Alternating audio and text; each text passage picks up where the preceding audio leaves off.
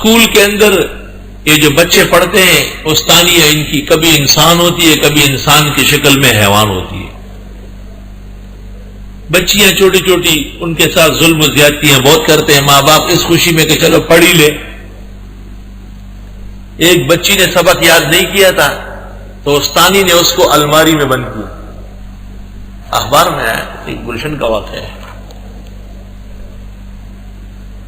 اور اس کو قلم و کاغذ دے دیتے ہیں کہ بھئی تم معافی مانگو کہ آئندہ نہیں کرو گے، تو پھر وہ کاغذ اندر لکھ لیتی ہے کہ میں معافی چاہتی ہوں.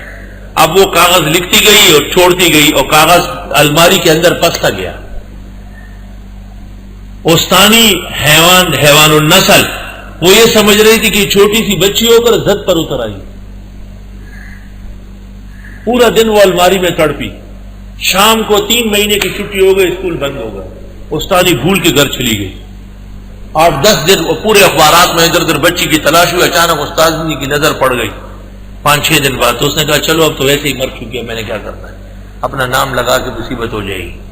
3 مہینے بعد جب اسکول کھولا گیا یا 2 مہینے بعد تو الماری کے اندر سفوف تھا تھوڑا سا، وہ گل سڑ کے ختم ہو چکی تھی. سوال یہ ہے کہ استانی کے اس نسیان سے ایک گھر اجڑ گئے یا نہیں؟ اس 2-3 مہینے میں ان کا کیا حل ہو گیا؟ ربنا لا تؤاخذنا ان نسینا واخطأنا، اے پروردگار نہ پکڑ ہمیں بھول کر یا چوک کر. اس عاجز اور فقیر کے نزدیک تو بھول چوک بھی نسیان کی وجہ ہے. کہتے ہیں کہ نسیان پر تو پکڑ نہیں ہے. رفع عن امتی الخطا والنسیان.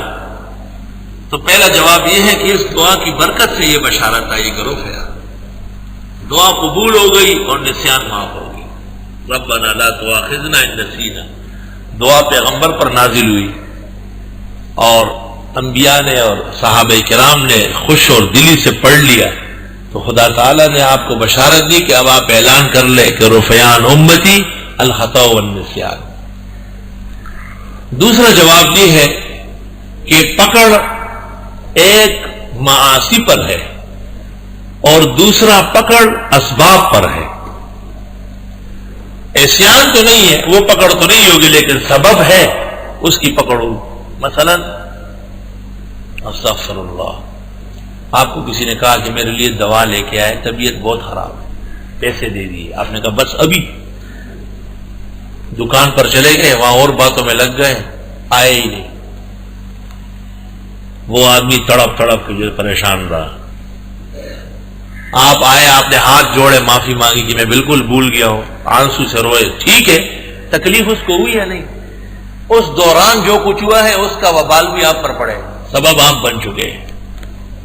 اس لیے ایک اخذ بالمعصیت ہے، دوسرا اخذ بالسبب ہے.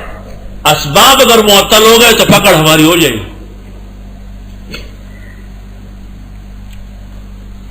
تیسری توجہ یہ ہے کہ نسیان کے وقوع سے